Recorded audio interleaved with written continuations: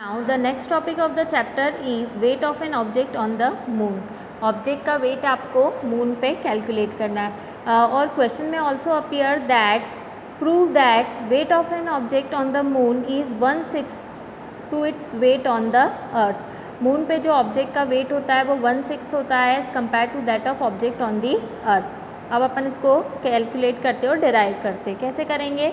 First of all let the mass of an object be M. जो object जिसका अपने को वेट निकालना है उसका मैंने मास क्या कंसीडर कर लिया? एम कंसीडर कर लिया. It's weight on the moon, उसका मून पे जो वेट है वो मैंने लिया है W M. W for weight और M stands for weight on moon. Suppose the mass of moon is M M. जो मून का मास है वो क्या है? एम. और उसके रिस्पेक्ट में मैंने एम यहाँ पे इसलिए डाला है क्योंकि वो किसका मास है? मून का. और जो मून की रेडियस है वो है आर एम. तो according to the universal law of gravitation, universal law of gravitation क्या बोलता है? F equals to G M M upon R square. और अभी मैंने आपको बताया वेट इज़ अ फोर्स, तो एफ को किससे रिप्लेस कर दोगे आप? डब्ल्यू से. तो डब्ल्यू एम क्यों बोला है? Weight on moon equals to G. ये जो एम था इसकी जगह आप लिखोगे एम एम, बिकॉज वेट जब अपन वेट ऑफ मून निकाल रहे हैं तो जी तो एज इट इज़ कांस्टेंट रहेगा और एम एम मतलब आ जाएगा मास on moon multiply mass of object divided by radius of moon. और उसका क्या रहता है? नीचे स्क्वायर. ठीक है. सिर्फ दो चीज़ें मैंने चेंज करी है. आर की जगह आर एम कर दिया है जहाँ पे रेडियस ऑफ मून हो गया है, और कैपिटल एम की जगह एम एम कर दिया है, मींस मास ऑफ मून हो गया है. और एफ को मैंने रिप्लेस कर दिया है डब्ल्यू से, क्योंकि फोर्स इज़ अ वेट. आपको ऑलरेडी मैंने लास्ट क्लास में बता दिया था. Now continue that part. अब आगे अपन कंसीडर कर रहे हैं उसी ऑब्जेक्ट को सेम. कहाँ पे? अर्थ पे. तो अर्थ पे उसका वेट हो जाएगा डब्ल्यू ई और मून पे था डब्ल्यू एम. ओके. अब अर्थ की रेडियस जो है वो आर ई और अर्थ का जो मास है वो एम ई.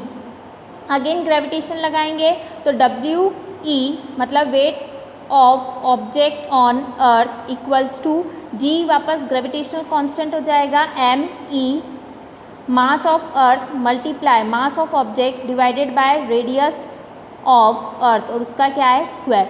अब ये इक्वेशन आपकी क्या है? 1. फर्स्ट वाली इक्वेशन जो है वो इक्वेशन नंबर 1 है. यहाँ पे इसको मैंने इक्वेशन नंबर 1 दिया है और इसको इक्वेशन नंबर 2 दिया है. Now divide equation 1 bye 2. 1 को अपन 2 से क्या कर रहे हैं? डिवाइड.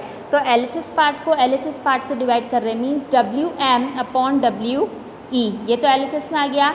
आरएचएस पार्ट में जो टर्म थी उसको ऊपर रखा डिवाइडेड बाय दिस टर्म. अब अपॉन का ऊपर आता है तो क्या होता है? रेसिप्रोकल होता है. तो ये नीचे वाला जो पार्ट है ये क्या हो जाएगा? रेसिप्रोकल. तो रेसिप्रोकल हो गया, जी से जी कैंसिल हो जाएगा और वेट ऑफ ऑब्जेक्ट से वेट ऑफ ऑब्जेक्ट क्या हो जाएगा? कैंसिल हो जाएगा. अब आपके पास जो टर्म बची है वो M M means mass of moon divided by radius of moon और उसका स्क्वायर. तो मैंने रेडियस को रेडियस के साथ लिखा है और मास को मास के साथ. मल्टीप्लाई में टर्म आगे पीछे हो सकती है, कोई प्रॉब्लम नहीं है. यदि अपन 1 इंटू 2 लिखो या 2 इंटू 1 लिखो तो आंसर तो सेम ही होगा बेटा.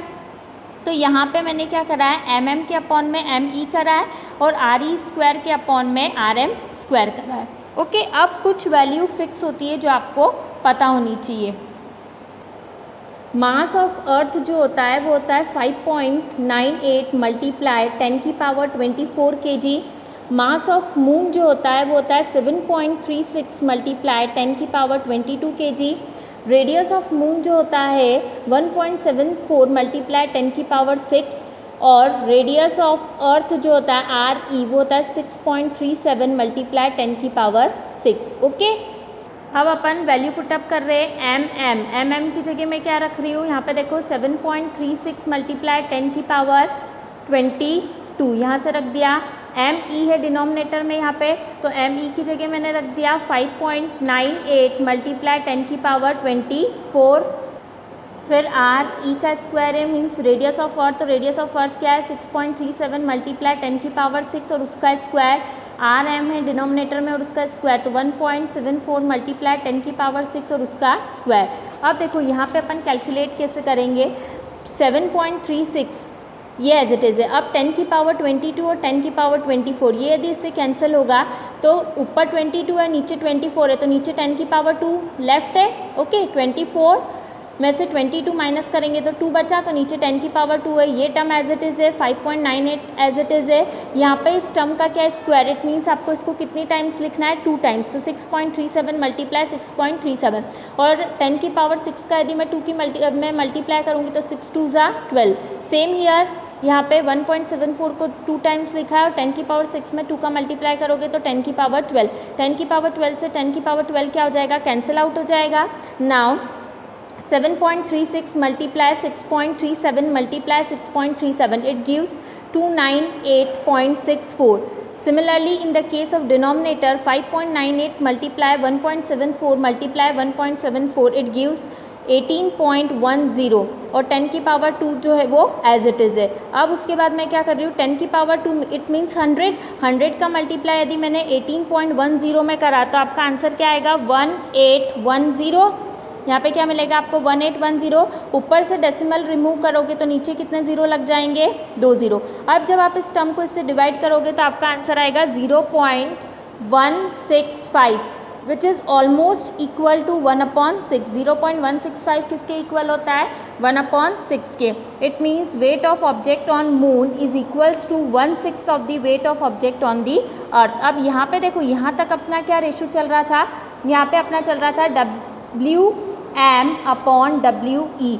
तो जो WE डिनोमिनेटर में था वो इधर मल्टीप्लाई में आ जाएगा, तो जो डिवाइड में था वो इधर कहाँ पे आ जाएगा, मल्टीप्लाई पे। मीन्स अपन क्या बोल सकते हैं, weight of object on the moon is equals to 1/6 of the weight of object on the earth. Okay, now the next topic is thrust. Thrust क्या होता है, तो thrust is the force acting on an object perpendicular to its surface. किसी object पे जब जो force लगता है, जब ऑब्जेक्ट किसी सरफेस के परपेंडिकुलर हो तो वो फोर्स को आप क्या बोलोगे, थ्रस्ट। थ्रस्ट की जो यूनिट होती है वो सेम होती है फोर्स के, because thrust is a force and weight is also a force. So SI unit of thrust is newton and SI unit of weight is also newton and SI unit of force is also Newton.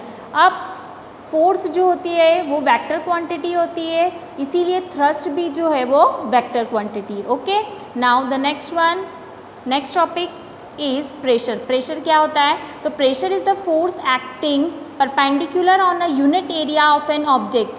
Pressure क्या हो जाएगा, force तो लग रहा है लेकिन किस पे लग रहा है, यूनिट एरिया पे। It means pressure equals to force upon area.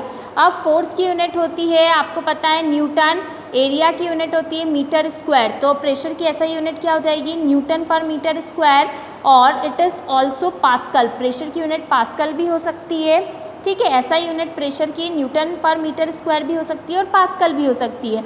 अब यहाँ पे जो प्रेशर है वो है स्केलर क्वांटिटी, लेकिन ऊपर अभी मैंने आपको बताया था थ्रस्ट जो है वो वेक्टर क्वांटिटी है।